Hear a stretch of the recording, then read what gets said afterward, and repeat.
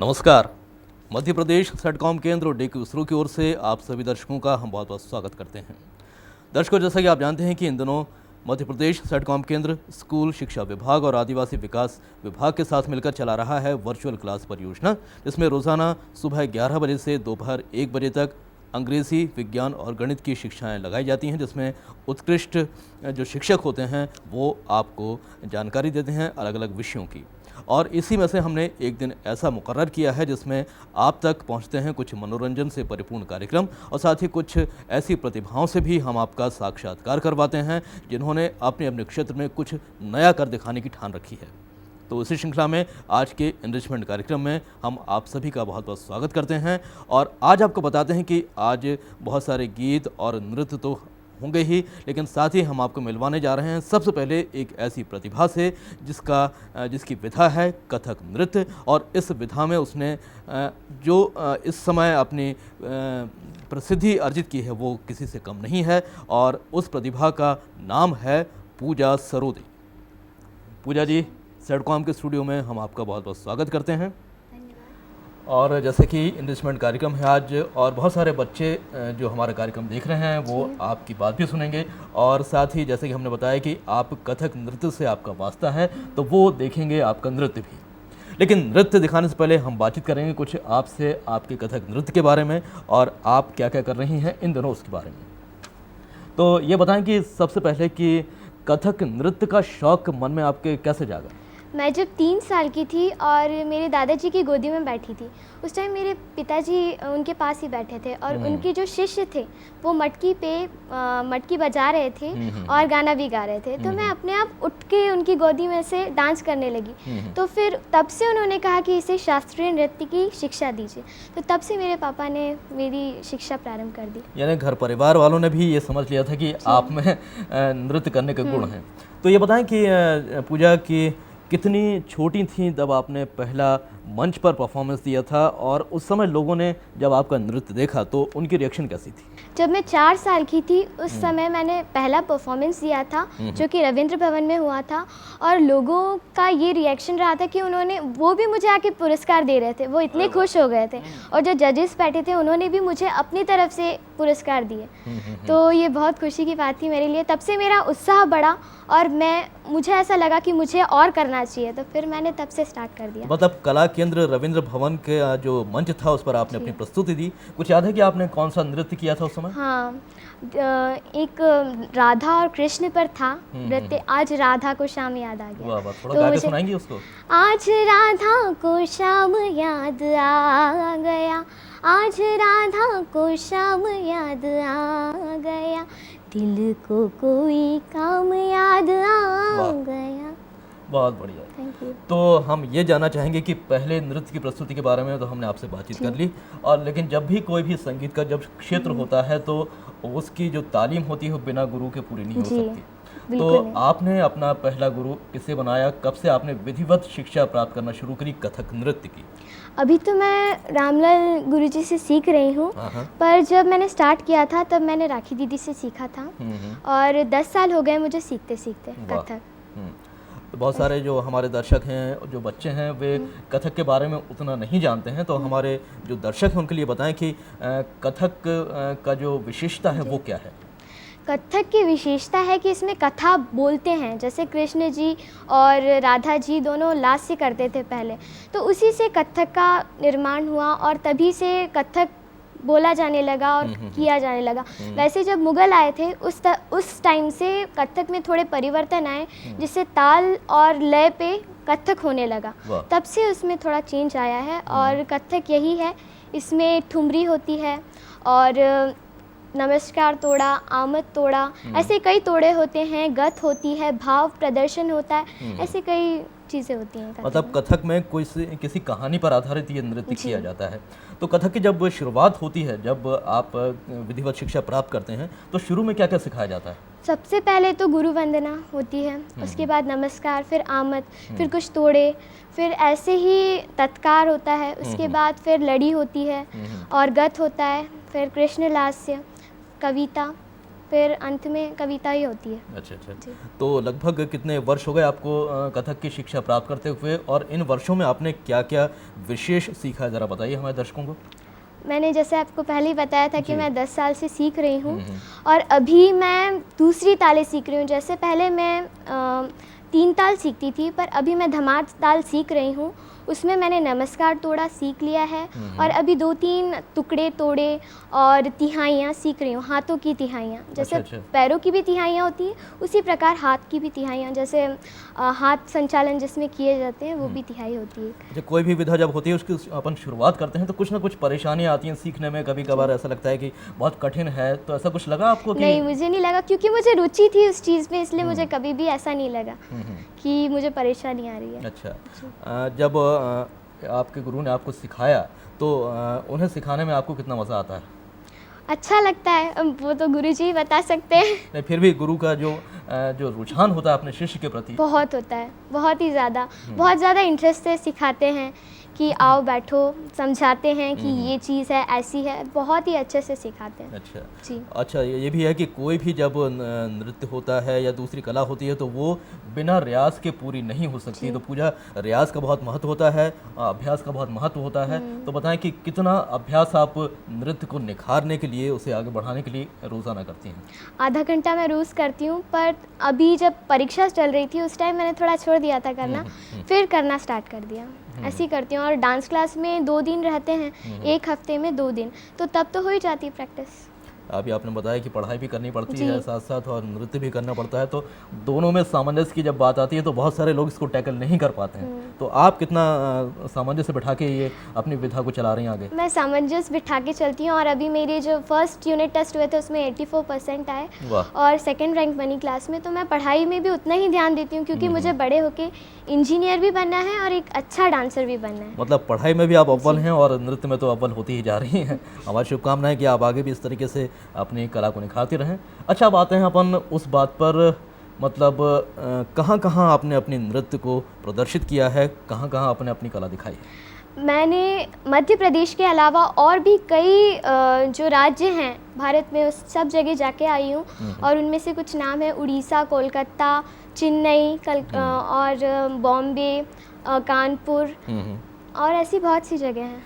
यानी मध्य प्रदेश के साथ साथ आपने काफ़ी जगह घूमी भी हैं और अपनी कला भी आपने और मैं दिखाई है। मिनी सुपरस्टार में भी जाके आई हूँ, जो दूरदर्शन पे प्रोग्राम आता था 2-3 साल पहले, तो उसमें भी मैंने अपना परफॉर्मेंस दे चुका है। अच्छा, पुरस्कार की बात की जाए अब, तो पुरस्कार आपको कहाँ कहाँ से प्राप्त हुए हैं?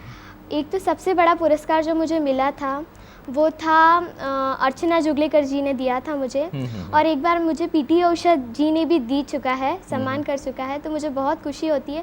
और अभी ही सुल्तान खान जी आए थे तो उन्होंने मुझे सम्मान दिया, वो बहुत बड़ा था मेरे लिए। दर्शकों को हम बताना चाहेंगे कि सुल्तान खान एक ऐसे सारंगी वादक हैं जिनकी ख्याति अंतर्राष्ट्रीय स्तर पर है। हाल ही में वे भोपाल आए थे और उन्होंने अपने यहाँ पर कला का प्रदर्शन किया था, और उस समारोह के बारे में बताएं पूजा कि क्या समारोह था? जी, वो ऐसा हुआ था कि सुल्तान खान जी गा रहे थे गाना, फिर किसी ने फरमाइश की कि पिया बसंती रे एक गाना है, उसे आप गा के बताइए, मतलब वो फरमाइश थी उनकी कि आप गाइए।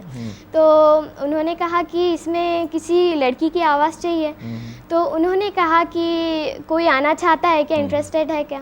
तो मैं चली गई और मैं गाने लगी, तो उस मतलब वो मुझसे प्रभावित है और उन्होंने अपना सम्मान मुझे दे दिया। कैसे गाया था आपने पिया बसंती रे, जरा गा के बताइए हमारे दर्शकों को। पिया बसंती रे काहे सताई आजा, पिया बसंती रे काहे सताई आजा। मुझे फर्स्ट स्टैंजा ही आता था और मैंने उतना ही गाया था। और अब हम बात करते हैं उस यात्रा की जो कि विदेश यात्रा थी, और आपको उसमें चीन जाने का मौका मिला। चीन में भी आपने कथक नृत्य का प्रदर्शन किया, तो बताएं कि चीन में किस उद्देश्य से आप गई थी और वो उस समारोह में क्या खास था, उसके बारे में बताएं कुछ। सांस्कृतिक आदान प्रदान के लिए मैं जो चाइना में गई थी, और हम लोगों का ये था कि 37 कंट्रीज़ आई थी वहाँ पे, और वो उन्होंने भी अपने परफॉर्मेंसेस दिए थे और हमने भी अपने परफॉर्मेंसेस दिए थे। तो इसमें सांस्कृतिक आदान प्रदान हुआ। उन्होंने हमारी कला देखी, हमने उनकी कला देखी, और हमने उसकी तारीफ़ की और उन्होंने हमारी जो कला है उसकी तारीफ़ की।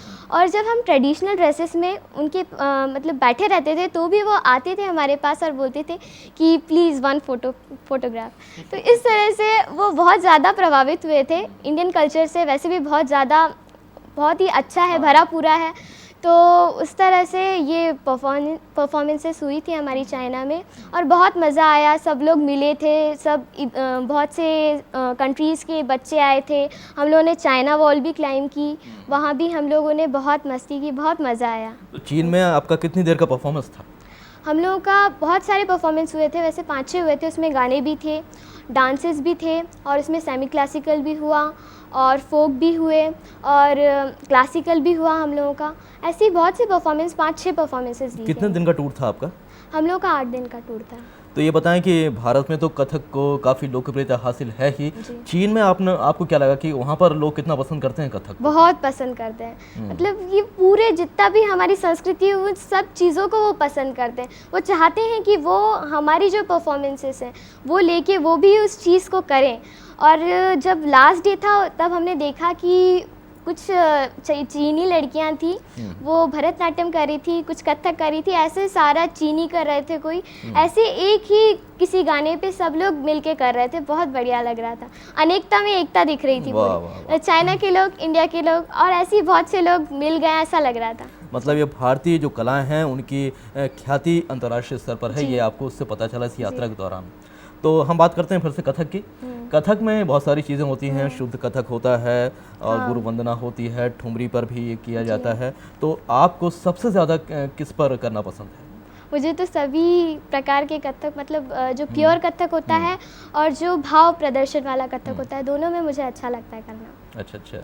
तो बताएं कि आपकी जो सहेली हैं, आपके जो घर परिवार के लोग हैं, आपकी इस कला पर जो आपको बुलंदी हासिल हो रही है उस पर उनकी क्या प्रतिक्रिया रहती है और इसे बढ़ाने में उनका कितना योगदान रहता है? वो मुझे बहुत ही ज़्यादा इंकरेजमेंट करते हैं। मेरी जितनी भी फ्रेंड्स है बोलती बहुत अच्छा किया, बहुत ऐसा, वो मेरा उत्साह बढ़ाती हैं, बहुत ज़्यादा मुझे प्रोत्साहन देती है ताकि मैं और आगे अच्छा करूँ। और उनका रिएक्शन बहुत अच्छा रहता है मेरे प्रति। कथक के अगर आदर्श की बात की जाए जी, तो हर किसी का सपना होता है कि मैं शोभना नारायण जैसा बनूं या फिर बिरजू महाराज जी जैसा मैं डांस करूं। तो बताएं कि आप किसको सबसे ज़्यादा लाइक करती हैं और किसके जैसा आप बनना चाहती हैं? सबसे पहले तो मैं गुरुजी जैसा बनना चाहती हूँ और सितारा देवी, इनसे मैं प्रेरणा लेती हूँ। मेरे गुरुजी और सितारा देवी, इनके जैसा मैं बनना चाहती हूँ। अच्छा, बड़े बड़े जो कलाकार हैं कथक के क्षेत्र में जिसने अपना नाम रोशन किया है, उनसे कभी मौका मिला आपको बातचीत करने का? हाँ, शोभना नारायण जी से मिला है और बहुत से बिरजू महाराज जी से मिला है और सितारा देवी जी से मिला है। क्या रिएक्शन सबसे ही मिल चुकी हूँ मैं। उनकी क्या रिएक्शन थी? बहुत अच्छी थी, बोल रहे थे करिए, आगे करिए, इस चीज़ को बढ़ाइए, रियाज करिए, इस तरह का वो बोलते थे। अच्छा। तो और आपने बताया कि आगे आप इंजीनियर बनना चाहती हैं और कथक की फील्ड में अच्छा एक कलाकार बनना चाहती हैं। तो उसके लिए फिर और उच्च शिक्षा आप किस तरीके से प्राप्त कर रही हैं उसकी?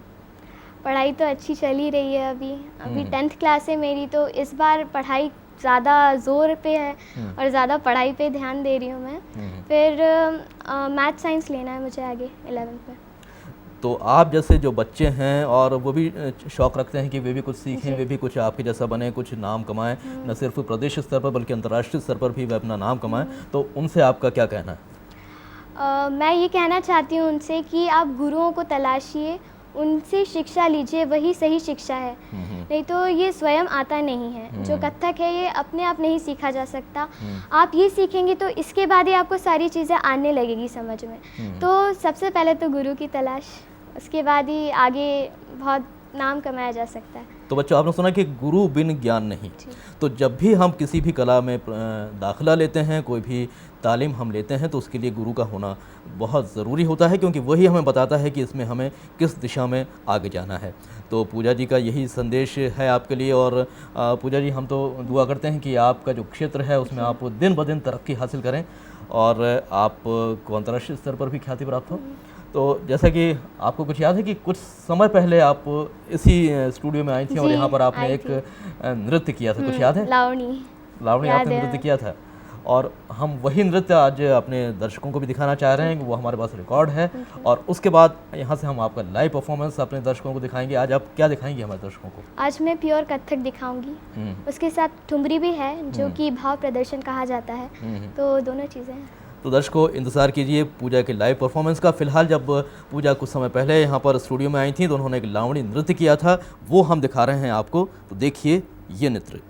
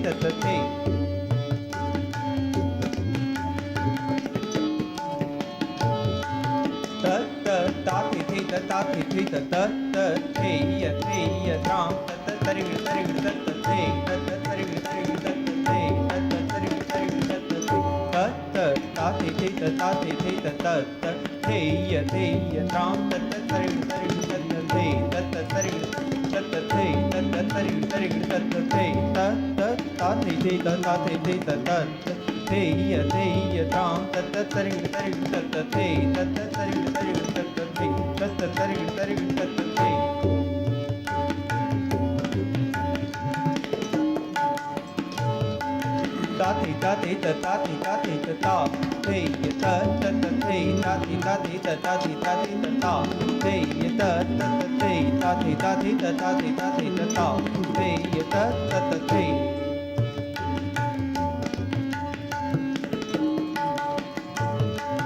ta ta ta thi thi ta ta thi thi ta ta ta thi ram ta ta ta ri ta ri ta ta thi ta ta thi ta ta thi ta ta thi ta ta thi ta ta thi ta ta thi ta ta thi ta ta thi ta ta thi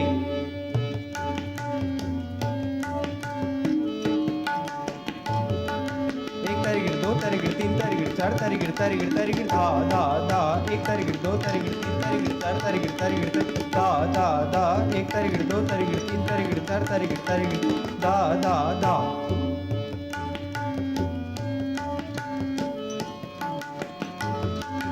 ताते ताते ताते ताते ताते ताते ताते ताते तत्ते तत्ते तत्ते तत्ते तत्ते ताते ताते ताते ताते ताते ताते ताते ताते ताते तत्ते तत्ते तत्ते तत्ते तत्ते ताते ताते ताते ताते ताते ताते ताते ताते ताते तत्ते तत्ते तत्ते तत्ते ताते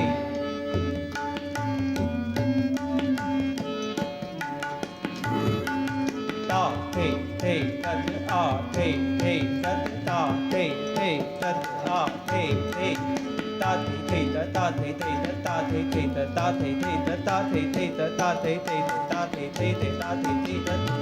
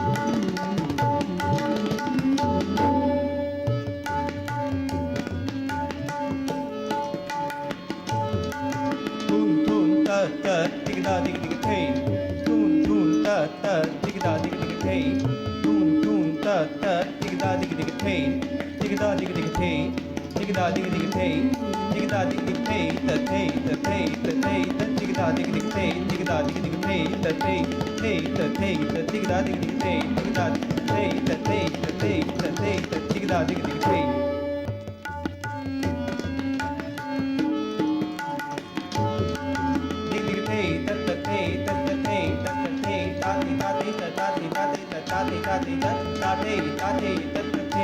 ta hey ta hey ta hey ta dig da dig dig hey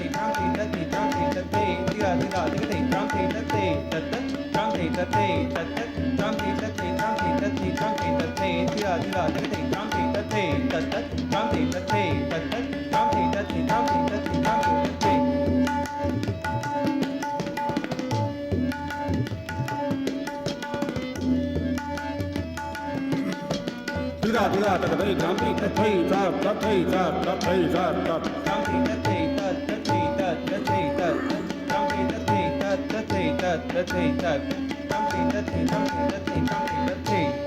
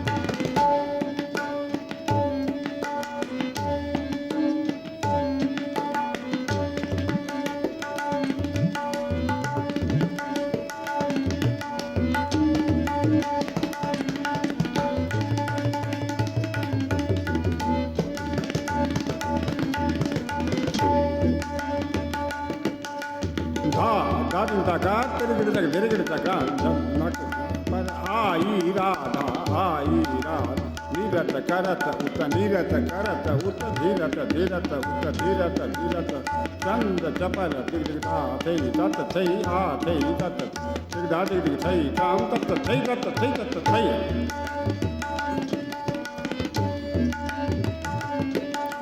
Dhagar दिन दादिन दादर गिड़ तक तेरे गिड़ खान तात तत काम तक ना चत नच बर ता थई थई धूम धूम छन न छन न छूम मिलत जुलत दृग चपल चलावत ता थई तत काम तत थई तत थई तत थई तत थई तत थई तत थई थई तत थई तत थई तत थई तत थई तत थई तत थई तत थई तत थई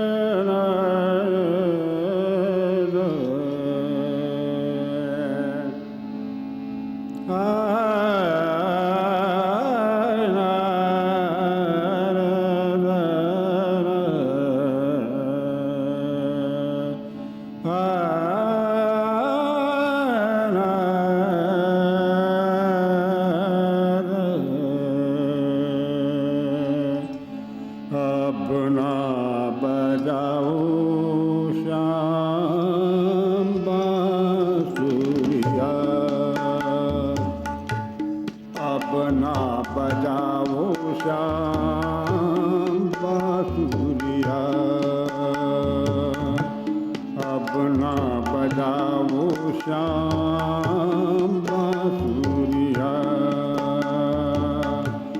अब ना बजाओ श्याम बांसुरिया। हो गई रे मैं तो बावरिया श्याम, हो गई रे मैं तो बावरिया श्याम, अब ना बजाओ श्याम बांसुरिया, अब ना बजाओ श्याम बांसुरिया, अब ना बजाओ श्याम बांसुरिया। भोर भई मैं घर से निकसी, भोर भई मैं घर से निकसी, लोक लाज कुल मान की डर से, थर थर कांपे तनहिया मोरी, थर थर कांपे तनहिया मोरी, छलक छलक जाए गागरिया श्याम, अब ना बजाओ श्याम बांसुरिया, अब ना बजाओ श्याम बांसुरिया, अब ना बजाओ श्याम बांसुरिया। हो गई रे मैं तो बावरिया श्याम, हो गई रे मैं तो बावरिया श्याम, अब ना बजाओ श्याम बांसुरिया श्याम, अब ना बजाओ श्याम बांसुरिया, अब ना बजाओ श्याम बांसुरिया।